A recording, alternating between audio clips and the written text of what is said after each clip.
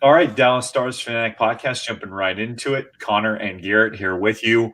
That was not what the Stars wanted in Game Three. The series and the momentum seem to completely have shifted in Tampa Bay's favor. They take Game Three by a whopping 5-1 after winning Game Two in a narrow 3-2 defeat. That honestly, the score benefited the Stars a little generously more than it probably was in the ice, even though Dallas fought back pretty well in game two. But Connor, as I mentioned, the ice is completely tilted in Tampa Bay's favor after game three. What are you seeing from the Lightning right now that makes them so much better? Yeah, it seemed like they definitely picked up a lot of steam whenever they got Stamkos back, especially with him getting that early goal just to kind of get back into the routine of things. And you definitely felt that pendulum swing back in their favor in regards to the momentum. Vasilevsky's playing really well, but I'm really just hoping the Stars kind of continue on their pace with what they had going on earlier in the playoffs here, where they kind of get their bad game out and that's it, and they come back strong the next game and don't really have those same type of mistakes. So let's see if they bounce back and pull off another one of those for us in game 4. I'm glad you brought that up because, not all hope is lost, right? Game four certainly is going to tell the tale of the Star season. If they lose it, well, no team's ever come back from a 3-1 deficit besides the 1942 Toronto Maple Leafs, who went down 3-0 in the Stanley Cup and rallied for a win in Game 7. So that would pretty much be all she wrote for the Stars if they drop tomorrow's game. However, we've seen this team lose momentum in series and get it right back and turn a corner. We also saw St. Louis do that last year. They lost Game 3 7-2 and then rallied to win in 7. So it's not like it's an impossibility for the Stars, but you mentioned Game 4 Friday is pretty much going to make or break the season. Yeah, most certainly. I really would like to see Tyler Seguin put some points on the board. It's tough whenever you're spending almost $10 million on a guy that hasn't been able to get you a goal in 11 games. And, everybody has slumps and stuff like that, but we really need him to score a goal. Do you think this is obviously completely objective, but just from your experience watching Tyler Seguin play when he's fully healthy, when he's leading the Stars in points, do you think he's playing hurt right now? That's always a possibility, and it's definitely hard to say for sure. For me, I kind of fall more back onto the whole, younger Tyler Seguin stuff. Is it an attitude problem? Is it that he doesn't care as much as the other guys because he's already won a cup? Right. He's not really that hungry. He got paid, It's hard to say. I don't think his bag of tricks up his sleeve is extensive as it once was when he was a little bit younger and a little bit more explosive. I think the game has picked up speed, and there's plenty of guys that have just as good of shots as him. And I think everybody kind of knows where his areas are. And I think once they kind of tap into that, he doesn't really have the same mojo that he has during the regular season with teams that don't see him, back-to-back type stuff. Right. Yeah, there's a lot going on there. He has not scored since game 1 of the Colorado series. That's starting to feel like an extensive amount of time. It's almost a month to where Tyler Seguin hasn't put a goal on the board. So that's been a big reason why the Stars have faltered in game 2 and 3. And like we said, they really came out and stole game 1, right? That was a great performance in net overall by Anton Khudobin that led the Stars to that win. They got some timely goals to boot. In the second period was really what put the Stars over the top. Then you look at game 2, you have a terrible first period. We're taking a lot of bad penalties. And then that story continues into game 3. Last night, we saw the Stars draw 5 Tampa Bay penalties. The Lightning get a power play goal out of one of them. Is it just a matter of discipline for Dallas right now? Do you think the refs are more frequently and more willing to call penalties in Dallas right now just because of how they play? What do you think is shaping the story of why we're seeing so many whistles for the Stars? It's really tough to say for sure, but I know I'm losing my mind watching Radulov and Janmark get these slashing and hooking penalties. And I know that it's just kind of the style they play where they're just trying to hustle and they're just trying to kind of stick check and do stuff like that. But I cannot stand to watch these guys get these stupid penalties anymore. And it just hurts us so bad. It just completely handicaps us. Anton Khudobin kind of looked like a little bit of a backup goalie yesterday. Yeah. It looked like once they kind of had that puzzle solved, they were just putting him in the back of the net at ease. But once again, he's had a couple games like that and bounced back and performed well. So yeah, I don't know. We got to get everybody clicking more. We can't be taking these silly penalties that just hurt us so bad. And Radulov is one of my favorite players on the team. Yeah. But Janmark just flat out does not score or put enough points on the board to take two minor penalties every game. Yeah. It's That's a great point. Unbelievable. And he did a post-game interview after game 3, and they had him out. They had him up there with Rupe Hintz, and they were asking him, what needs to change. And he said, well, we don't need to take penalties, but we need to kill the penalties when we do take them. And they kind of kept prodding at him, trying to get him to say something about, I need to stop taking stupid penalties. And he wouldn't say it. He just, well, when we get them, we need to kill them. When we get them, we need to kill them. And it's like, dude, no, you need to stop taking penalties. You need to stop. But whatever. I missed that. I'm glad that you caught that, because that's really funny the way that's developed. And there are 3 stars, right, that are kind of getting that reputation. Janmark, obviously valuable to the Stars because of what he can do on the penalty kill, along with Andrew Cogliano. Those guys are just so fast. They are way faster than pretty much any player that Tampa has on the ice, which is really saying something, because they've got skaters like Brayden Point, they've got Hedman, they've got Kucherov, all really fast skaters. Cogliano and Janmark are both quicker than them, so they're both valuable. But yeah, as you mentioned, you're right. He hasn't done enough in goal scoring to warrant drawing these penalties. He did score in game 2. That was more of a wicked feed from John Klingberg. I think that any star could have scored the goal that Janmark scored, because it was on a silver platter from a great play from Klingberg. But yeah, absolutely. I agree with you there. But there, as I was making my original point, there are 3 stars who are kind of getting that reputation. It's just feast or famine, frustration or elation. Corey Perry, Radulov, and Janmark. They either take very frustrating penalties or they're doing something good that winds up putting a goal on the board. Mm-hmm. Yeah, definitely. And the Perry one too, at least it seems like he's gotten a little bit better as the playoffs have gone on, in my opinion. Yeah. I'm not looking right at the stats in front of me right now, but it seems like his penalties lately, they've at least been matching penalties with somebody else, or he's getting in there and he's running amok. And those type of penalties, they're not the worst in my opinion, because at least it kind of gets the other team, on their toes and things of that nature. But it's really just, it's the stupid minor penalties on a play when it doesn't even really matter. Their team might be, breaking up through the neutral zone, trying to get to the red line, and they just slash him on the hands before he dumps the puck. And it's just like, what are you thinking? You know what I mean? And those are the ones that I can't stand. They're stupid penalties. This is the Stanley Cup Finals. What are you thinking? And I know they're just hustling and bustling, but this is kind of one of those times. And I heard it put pretty well on Spit and Chicklets. They were talking about how Rick Bowness was the assistant coach, and the assistant coach is kind of the one you kind of go up to, and it's kind of like, if your dad yells at you, you kind of go to your mom, and you kind of get that. So he's a player's coach, and it's kind of been nice like that. But these are the times when I almost wonder if having that more domineering head coach of, okay, you guys want to do this, you're going to sit out a period. Like, we don't need you that bad if you're just going to keep doing the stupidity. Because like you said, it's the same thing over and over with the same players over and over.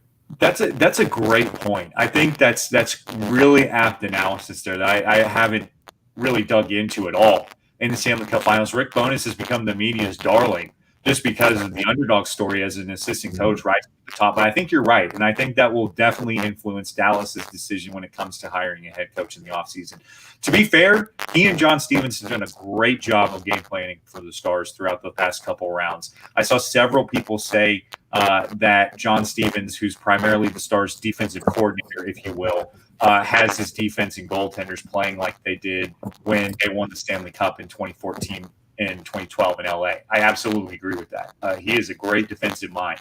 But yeah, as you mentioned, I think that the Stars will look for that go-to guy, kind of the the rule of the roost, right? The domineering presence, as you said. And I think that's definitely had an influence on the series. Something else that I wanted to get to before we wrap up before too long. Goaltending has completely shifted in this series. Game 1, it was Andrei Vasilevsky, very shaky performance. Anton Khudobin stole the show. Game 3, he came out flat. And really, I mean, the Stars got lucky with Dickinson's 2 goals because Tampa Bay made a very unroutine, unforced error, shorthanded with the power play, which, by the way, I can't even remember the last time the Stars have scored a shorthanded goal. Okay, they do not score shorthanded goals. That is not this team's MO. But Jason Dickinson gets one first, pretty much off the unforced error from Tampa Bay was my point. And then Miro Heiskanen makes a really nice play. It's after some chaos in front of the net. Dickinson able to score for a second of the game. But my point there being, really, it was very close to being a shutout last night because Andrei Vasilevsky was that good. Anton Khudobin was that bad that Rick Bowness went to Jake Ottinger, Dallas's rookie backup, for only his second career appearance after Khudobin gives up 5 goals. How do you assess the goaltending for both sides at this point in the series? Yeah, Andrei Vasilevsky just won another Vezina trophy here. So, everybody knows how good he is and how good he can be. I think, Anton Khudobin might be getting a little bit tired. I think the only time he's ever really played this much was probably whenever Carolina was hoping that he could be their starter back when the whole Scott Darling thing happened with them. I don't think it was a bad idea to put Jake Ottinger in. I think it was good to give him the rest, especially with this Friday, Saturday coming up here, because if we have another performance like that out of Dobby, which isn't, it's not putting it past him for something like that to happen. At least Ottinger will have his feet a little more wet and he won't be just kind of shaking in his boots coming up to it. It's like, okay, I played that period, played it good enough. And, yeah, it'll be really interesting to see this Friday, Saturday going into it with the 2-1 lead would have been basically going into a doubleheader with the 2-1 lead is definitely in whoever's favor has the lead. And I know it's like cliche, like obviously it's better to be 2-1 than 1-2, but with the doubleheader, it just makes it such a more unique situation. And with us already having our backup goalie in with the doubleheader, it's going to be really tough and it's kind of unprecedented. So it's hard to even really give a good read on it, but I think it was good to give Dobby the rest. Once 5 goals are on the board, it's just kind of like whatever anyways. Yeah. So I'm glad that Ottinger was able to get his feet wet and Dobby was able to get a little bit of rest. That's a great point. And you mentioned the back-to-back coming up. In case you don't know, Game 4 is on Friday night. Game 5 is on Saturday. So don't miss that, Stars fans. They do play a back-to-back. NBC trying to avoid the conflict with Sunday Night Football. I totally understand that. It's still frustrating for hockey fans who kind of feel like their sport gets the cold shoulder. I'm in that same boat. The way I see it is the Stanley Cup Finals. It should be on national TV. But either way, that's the situation for the Stars. It does. I think this actually bodes a little better in their favor, however, because we're going to see, no matter what, Tampa does not play its backup goalie at all either. So we're going to see Vasilevsky in both Friday and Saturday's games. If he performs like he did in Game 3, it's not going to matter. But you have to assume that there's going to be some fatigue involved, especially in that Game 5. So neither team is going to be at an advantage, right? I highly doubt that John Cooper goes with his backup. I highly doubt that Rick Bowness goes with Jake Ottinger or Ben Bishop. That would be a real wild card if Bishop is in net for Game 5. But absolutely. And that's going to be interesting to see the way that shapes this series. Ultimately, Connor, I wrote about it in my article last night. It just seems like Game 3, it's not over for the Stars. Like we said, they can still fight their way back into the series with a pivotal Game 4 coming on Friday night. However, it does seem like the magic is kind of running out. And that's more than okay because they won the West. They were not expected to be here. They knocked off Colorado and Vegas. So Stars fans, if you're feeling discouraged, I would encourage you to just think on those things. As we mentioned, we don't want to write them off yet because we've seen time and again, right? They almost go down 3-1 against Calgary. They nearly blow a 3-1 lead against Colorado. And then they allow Vegas to tie the series with a shutout win in Game 2 of the conference finals. Then they rally to win every other game from the series at that point. So we're not saying that the Magic is completely depleted, Connor. It just seems like it's running out a little bit at this point. Yeah, I definitely feel that as well. I definitely feel that as well. And one of the most disappointing things, in my opinion, would be if we just kind of rolled over at this point and they came out and got an early lead and we just kind of went belly up, which has been something that, we've kind of seen the Stars do at certain points, over the last couple of years. It'll be really interesting to see either way. It definitely does feel like the Magic's wearing off a little bit, but at the same time, I mean, we were skating just fine with Tampa Bay in games 1 and 2. Yeah, Game 3, we got that whole thing going where it just turned into, we got a penalty. It's just they just look defeated on the ice out there. You know what I mean? So, I just hope Bonus really comes through, make sure those guys don't get stupid penalties. Hopefully Sagan has a fire lit under his ass and we can figure it out from them, Right. And I do think that the fatigue of being in the bubble for over 2 months now is starting to set in for the Stars. They've talked about time and again how, like Rick Bowness said, he's gone 8 weeks without walking on grass.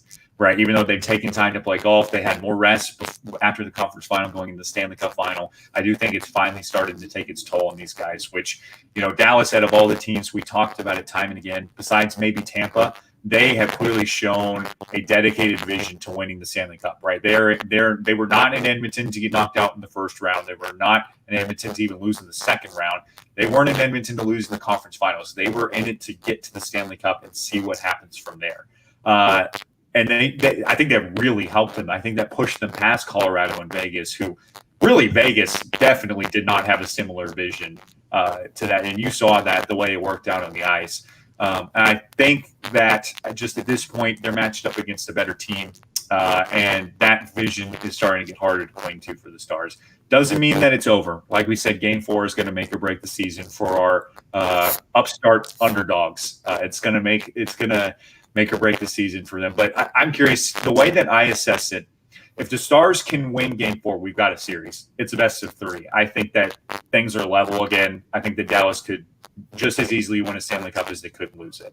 Now, if they lose Game 4, obviously, like we said, only one team's ever come back from a 3-1 deficit. I don't think Dallas is going to be that team.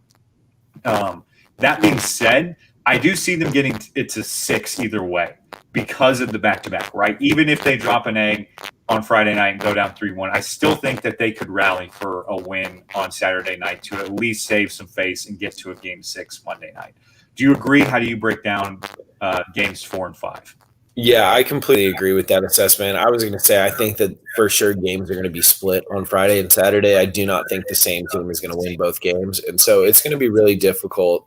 I didn't really look at the schedule so much coming in to this series, how important Game 3 was really going to be with that back-to-back, because whoever, with the back-to-back games, it's pretty fair to say that I think everyone would probably agree that they're going to split those games. But with Game 3 being really kind of the deciding factor in that to who goes up 3-2, so I agree with what you said there for sure.